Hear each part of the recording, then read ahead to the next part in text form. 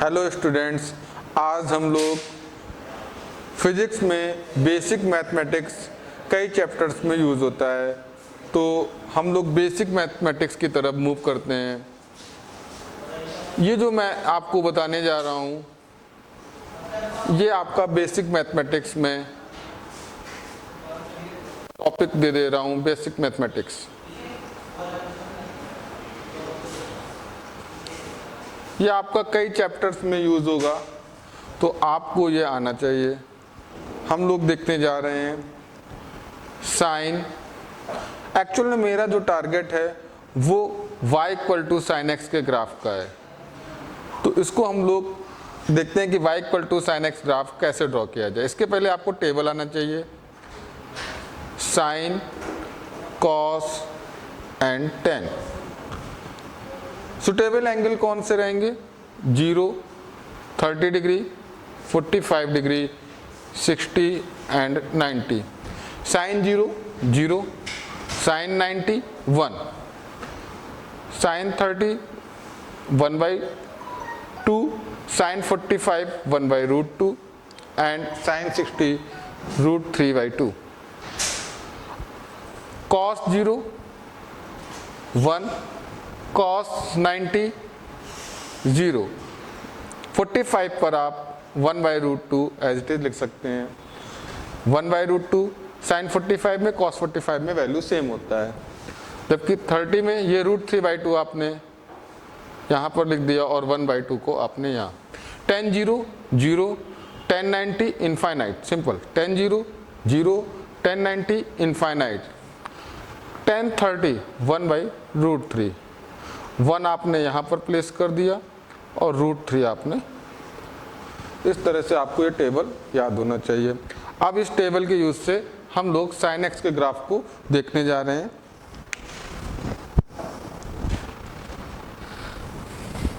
तो एक्चुअल में अगर देखा जाए y equal to sine x, x क्या है आपका? एज अ इनपुट, और y क्या है आपका? As a output. ये आप x की वैल्यू जो है वो आप इनपुट में लेंगे और y की वैल्यू आपको आउटपुट में मिलेगा। जो मैथमेटिक्स के स्टूडेंट हैं वो इसको डोमेन और रेंज भी बोलते हैं, लेकिन हम लोग को इतना डीपली मैथमेटिक्स नहीं पढ़ना है, उतना मैथमेटिक्स का पार्ट पढ़ना है जो हम लोग फिजिक्स में यूज कर सकें। तो ठीक है, इसमें इनपुट और आउटपुट की टेबल ड्रॉ कर लेते हैं, x एंड y। x में इनपुट क्या क्या ले सकते हैं? लेने को तो आप कुछ भी वैल्यू ले सकते हैं जो रियल वैल्यू हो, लेकिन सुटेबल वैल्यू कौन होगा? तो मुझे लग रहा है 0, 30, 45, 60, 90।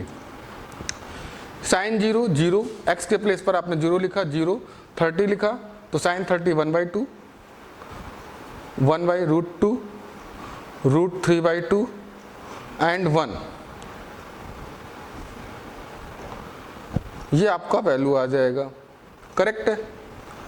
इसके बाद आपको ये भी मालूम होना चाहिए, मैं यहीं पर बता दे रहा हूँ कि पाई जो है वो आपका 180 डिग्री होता है, तो आप 2 से डिवाइड कर दीजिए, π/2।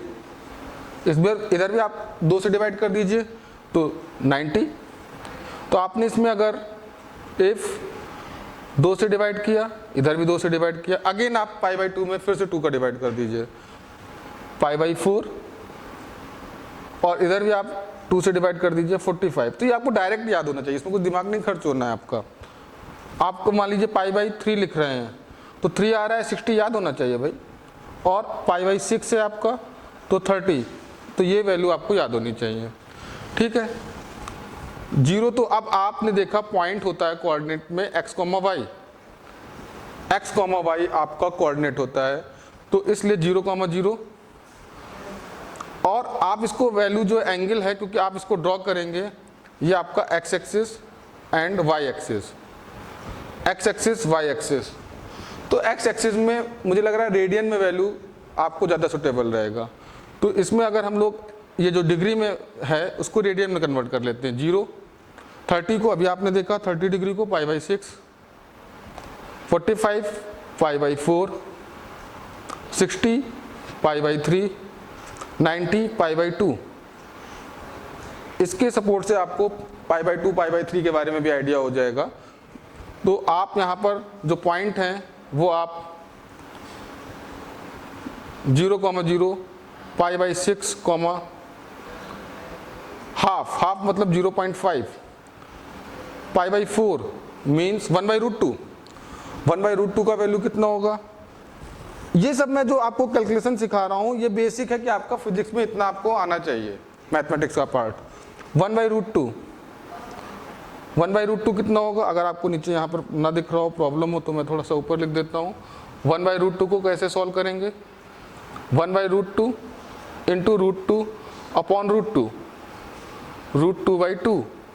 √2 की वैल्यू कितनी होती है? 1.4। अब समथिंग एग्जैक्ट वैल्यू पर नहीं जा रहे, 1.414, आगे हम लोग नहीं जा रहे, 1.42 भी ले सकते हैं, अपॉन 2, यानी अप्रॉक्सीमेटली जो वैल्यू आपका आ रहा है वो 0.7 आ रहा है। 0.7 आपका 1/√2 का वैल्यू आ रहा है। तो ठीक है, मैंने 0.7 लिखा। इसी तरह √3/2, एक्चुअल में ये √2 की वैल्यू पुट करने का मेरा मेन टारगेट ये है कि आपको वैल्यू याद होनी चाहिए। √2 1.414 समथिंग। √3 कितना होता है? 1.732, ये वैल्यू याद होना चाहिए आपको। तो ठीक है, √3/2 2 से डिवाइड करते हैं आप, 1.7 में 2 से डिवाइड करेंगे तो 0.8 समथिंग आ जाएगा। तो π/3, 0.8 समथिंग, और π/2 पर आपका वैल्यू 1 आ रहा है। तो ठीक है, ड्रॉ करना स्टार्ट करते हैं हम लोग। ये आपका 0 है, 0, π/6, π/4, π/3 एंड π/2। x मतलब आप डिस्टेंस ले रहे हैं, x मीन्स आप डिस्टेंस लेते हैं, y मीन्स आप हाइट ले लेते हैं। आप समझ रहे हैं, x डिस्टेंस और y हाइट। तो जब आपने π/6 लिया, 0 पर 0 आ गया, π/6 पर हाइट 0.5, ये आपका 1 हो गया और ये आपका 0.5 हो गया, करेक्ट है। तो आपकी हाइट जो है वो 0.5 तक जाएगी, पॉइंट आपको ये मिल जाएगा। π/4 0.7, तो आपका पॉइंट, ये आपको हाइट मिल रही 0.7। इसके बाद आपका 0.8, इससे और ज़्यादा हाइट होगा तो इस तरह से आपका जाएगा, और π/2 पर वैल्यू जो है और थोड़ा सा इंक्रीज कर जाएगी तो ये आपका आ जाएगा। तो आपका ये 1 हो गया है, करेक्ट है। तो आपका ग्राफ जो बन रहा है वो आपका ये ग्राफ बन रहा है, ग्राफ ड्रॉ हो गया। अब इसको अगर कंप्लीट ग्राफ देखना चाहते हैं आप, ये अगर 1 है, ये -1 है, ये 1 है, या थोड़ा सा ग्राफ और हम लोग इसको रफ कर देते हैं। इतना पार्ट सीखने के बाद स्पेस के लिए, ये आपका 0 से π/2 इंटरवल के बीच में sin x का ग्राफ मैंने ड्रॉ करा है। इसको और ज़्यादा डिटेल में अगर हम लोग को देखना है, ये आपको ग्राफ, अब जो है आपको ये ग्राफ याद होना चाहिए। फिजिक्स में कहीं पर भी ग्राफ आएगा y = sin x का, तो अब ये पार्ट आपको याद होना चाहिए।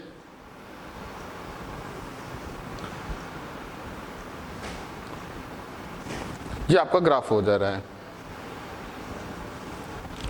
0, और आपने देखा था π/2 पर वैल्यू 1 जा रही थी, π/2 पर वैल्यू 1 हो रही थी, हाइट आपका 1 हो रहा था, और पाई पर 0 हाइट आ रही है, वापस 3π/2 एंड 2π।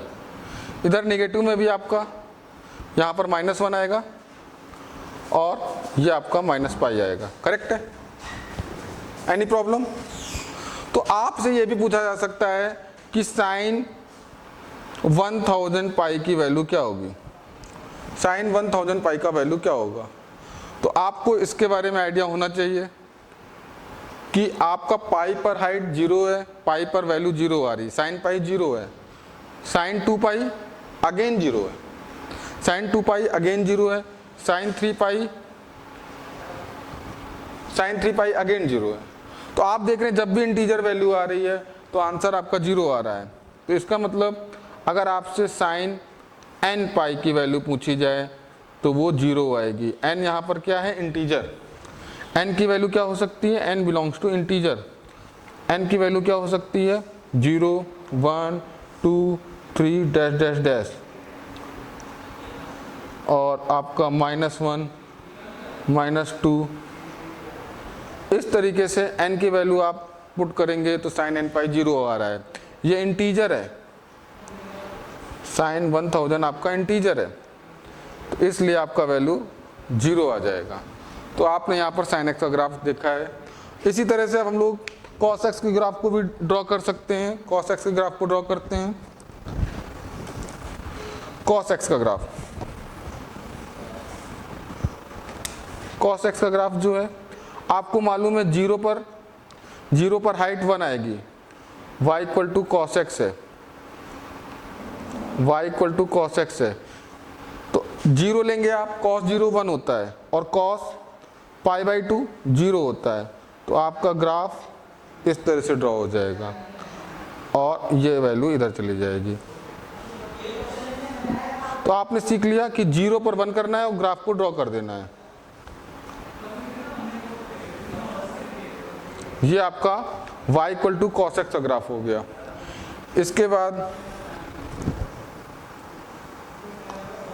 इसमें हम लोग देख सकते हैं, आप एक बार बताइए कि y equal to sine x है, x की आप कोई भी वैल्यू ले लीजिए, साइन x का ग्राफ मैक्सिमम कितनी हाइट तक जा रहा है, साइन x का ग्राफ मैक्सिमम कितनी हाइट तक जा रहा है, तो आपने देखा कि ये मैक्सिमम 1 तक जा रहा है और मिनिमम कितनी हाइट में मिनिमम कितना हो सकता है, -1। तो आपको ये भी याद रखना है कि साइन x की मैक्सिमम वैल्यू +1 और मिनिमम वैल्यू -1 होनी चाहिए। सही है, साइन x की मैक्सिमम वैल्यू +1 और मिनिमम वैल्यू -1। cos x में देखते हैं, इसकी भी हाइट जो है मैक्सिमम +1 जा रही है, मिनिमम -1 जा रहा है, मैक्सिमम +1 मिनिमम -1। तो आपको भी ये आइडिया होना चाहिए कि cos x की भी मैक्सिमम वैल्यू +1 होगी, क्योंकि ये सब पार्ट आपका फिजिक्स में यूज हो जाएगा। साइन x की मैक्सिमम वैल्यू, cos x की मैक्सिमम वैल्यू, तो वहाँ आप प्रॉब्लम में आए, इसलिए मैं आपको पहले ही स्टार्टिंग में बता दे रहा हूँ कि cos x का मैक्सिमम वैल्यू +1। ग्राफ से आपने देखा हाइट जो थी मैक्सिमम 1 जा रही, मिनिमम वैल्यू आपका जो है वो -1 आएगा। करेक्ट है। तो आपको अगर कोई भी प्रॉब्लम आ रही है तो आप एटलीस्ट इतना तो याद रखिए कि sin x की मैक्सिमम वैल्यू +1, sin x की मिनिमम वैल्यू -1, cos x की मैक्सिमम वैल्यू +1, cos x की मिनिमम वैल्यू -1। इसके बाद आपको एंगल के बारे में भी मैं थोड़ा सा बता देता हूँ। ट्रिग्नोमेट्री में, ट्रिग्नोमेट्री का पोर्शन है, यूज होता है।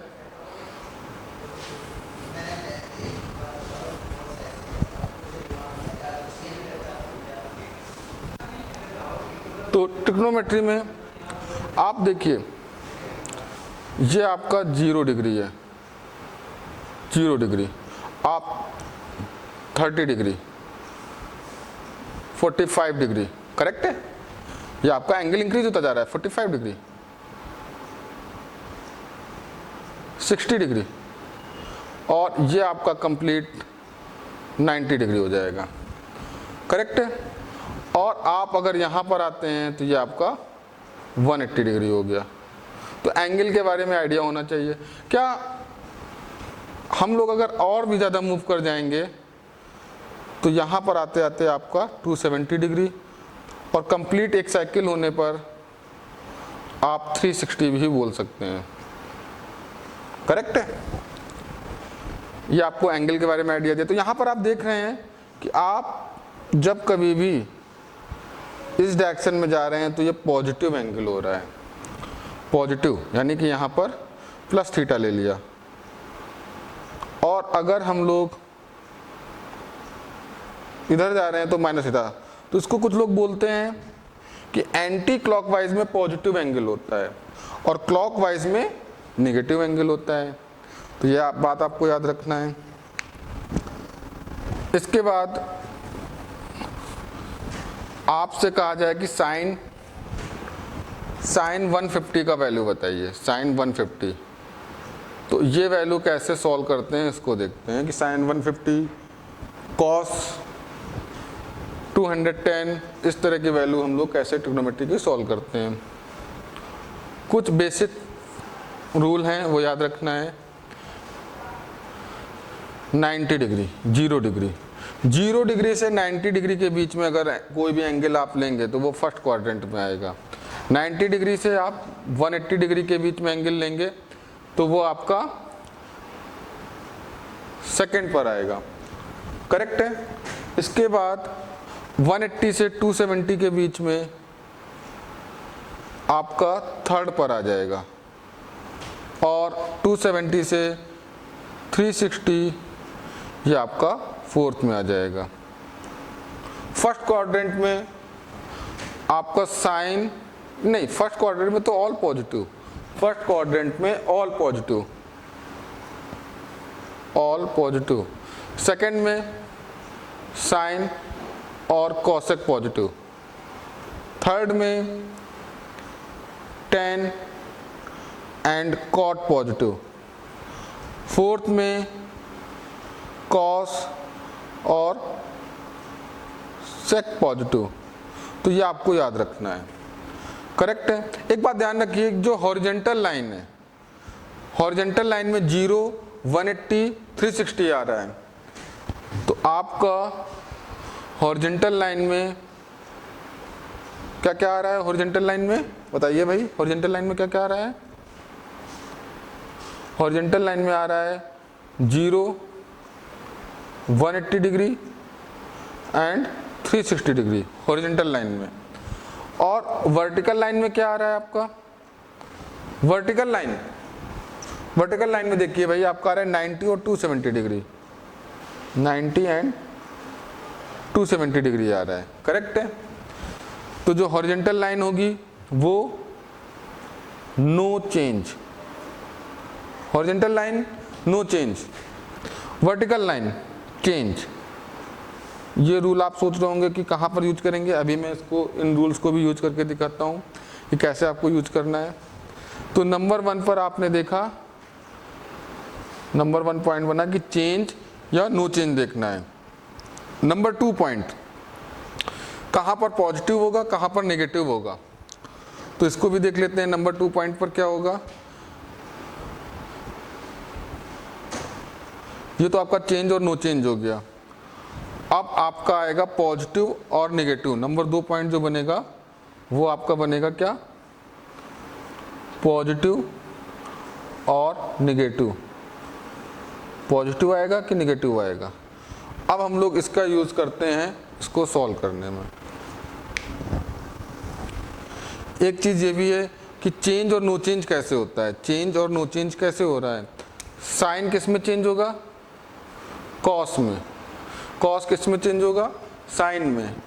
टेन किस में चेंज होगा? कॉट में। कॉट किस में चेंज होगा? टेन में। कॉसेक किस में चेंज होगा? हालांकि मैंने यहाँ एंगल नहीं लिखा है, लेकिन इतना वो क्वेश्चन सॉल्व करने के लिए अभी फिलहाल ऐसे देख लेते हैं। साइन कॉसेक, कॉसेक किस में चेंज होगा? सेक में। सेक किस में चेंज होगा? कॉसेक में। ये आपका, इसकी सॉल्विंग से पहले आपके पास ये इमेज माइंड में होना चाहिए। इस इमेज की हेल्प से ही आप इसको सॉल्व कर सकते हो। तो चलिए हम लोग स्टार्ट करते हैं, देखते हैं कि रफ करते हैं इस पार्ट को।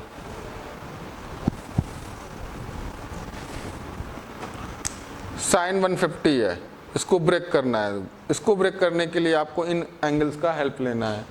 तो फर्स्ट हम लोग देखते हैं कि sine 180 minus 30 degree, sine 180 minus 30 degree. 180 आ गया, यहाँ पर बात ध्यान से सुनना है कि 180 आ गया आपका। तो 180 में नो चेंज, तो साइन जो है साइन में रहेगा, साइन 30। नंबर 2 पॉइंट पर क्या देखना है? पॉजिटिव और नेगेटिव। तो आप बताइए 180 माइनस, जब आप, ये आपका 180 डिग्री है, ये 0 है, ये 90 है, आपने चलना स्टार्ट किया 0, 30, 45, 60, 90, 180। अब 180 से कम करना है तो आप इधर आगे जाएंगे कि पीछे जाएंगे? आप बैक साइड में जाएंगे, इधर 180 से कम करने के लिए। तो आपने जब 180 से कम किया तो आप सेकंड क्वाड्रेंट में पहुंच गए, और सेकंड क्वाड्रेंट में साइन, यहाँ से एंगल देखेंगे, साइन पॉजिटिव रहता है तो यहाँ पर पॉजिटिव आएगा, साइन 30। तो आपका 1/2 है। बताइए भाई, आप कमेंट्स भी करते रहें, ठीक है। ये आपका 1/2 हो जाएगा, सही है, गलत तो नहीं है, चेक कर लीजिए भाई। अब इसके बाद आप इसी को दूसरे मेथड से भी सॉल्व कर सकते हैं।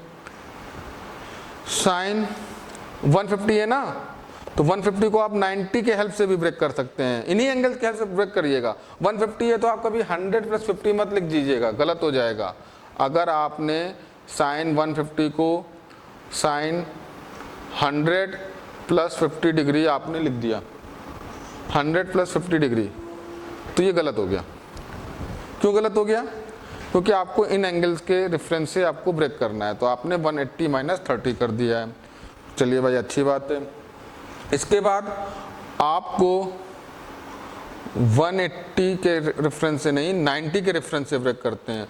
तो साइन 150 है ना आपका, तो 90 प्लस क्या लिख सकते हैं हम लोग, 90 + 60। साइन 90 आ रहा है, 90 चेंज की नो चेंज? ये देखिए 90 मैंने बताया था चेंज होगा। कैसे चेंज होगा? साइन कॉस में, कॉस साइन में। तो ये तो साइन है, साइन चेंज हो जाएगा किस में, कॉस में, कॉस 60 आ जाएगा आपका। फिर आपको बताया था कि प्लस देखना है कि माइनस पॉजिटिव आएगा कि नेगेटिव आएगा। 90 प्लस कर रहे हैं, तो 90 प्लस करेंगे, 90 ये है और प्लस कर दिया, तो आप सेकंड में पहुंच जाएंगे। सेकंड में तो सिर्फ साइन और कॉसेक पॉजिटिव रहता है, सेकंड में साइन और कॉसेक पॉजिटिव रहता है। तो आप ये कहेंगे अरे ये तो कॉस है, इसको तो मुझे नेगेटिव करना चाहिए। नहीं, ये कॉस यहाँ से नहीं आपको देखना है, यहाँ से स्टार्टिंग फेज से देखना है, स्टार्टिंग फेज से देखना है। तो साइन है, साइन जो है सेकंड क्वाड्रेंट में पहुँच रहा है तो पॉजिटिव रहेगा, करेक्ट है। तो कॉस 60 1/2 आ जाएगा। चलिए कुछ हम लोग डिफ्रेंशिएशन का भी पार्ट सीख लेते हैं। डिफ्रेंशिएशन भी आपका यूज़ होता है, तो इसको मैं रफ करता हूँ और डिफ्रेंशिएशन की ओर मूव कर जाता हूँ। डिफ्रेंशिएशन, डिफ्रेंशिएशन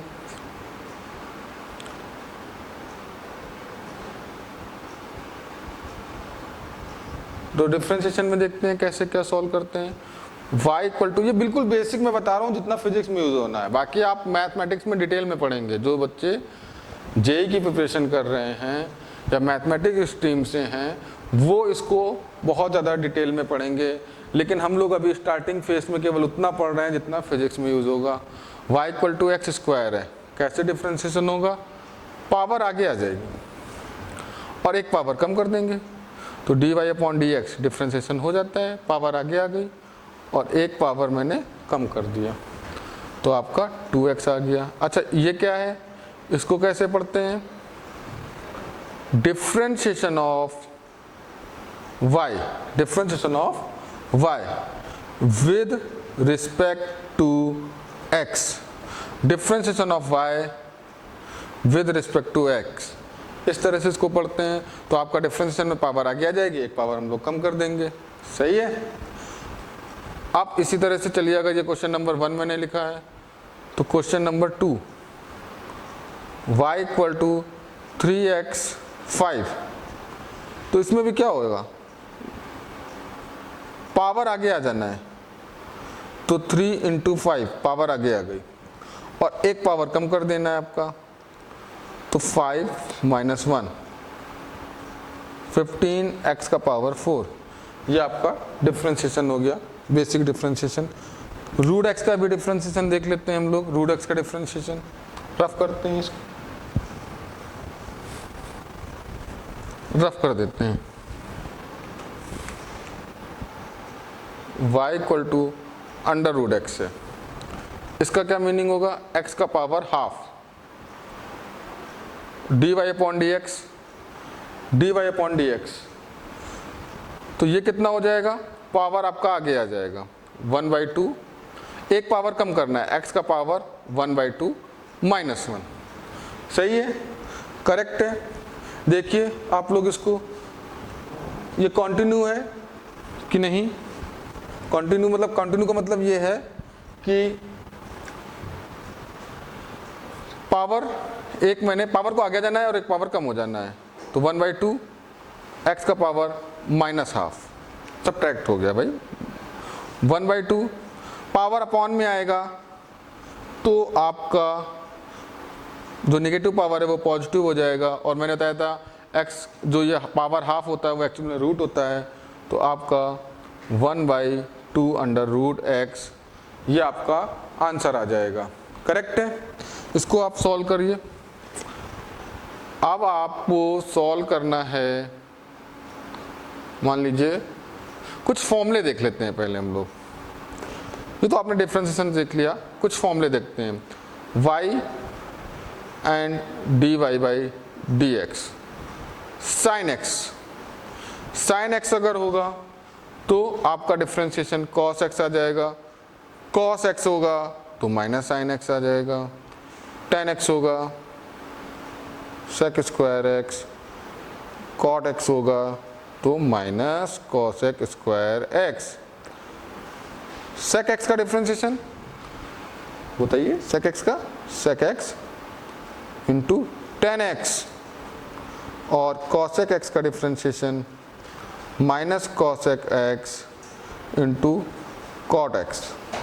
करेक्ट है, सही है। तो इसको आप लोग देखते हैं, इन फॉर्मूलों को आप नोट कर लीजिए।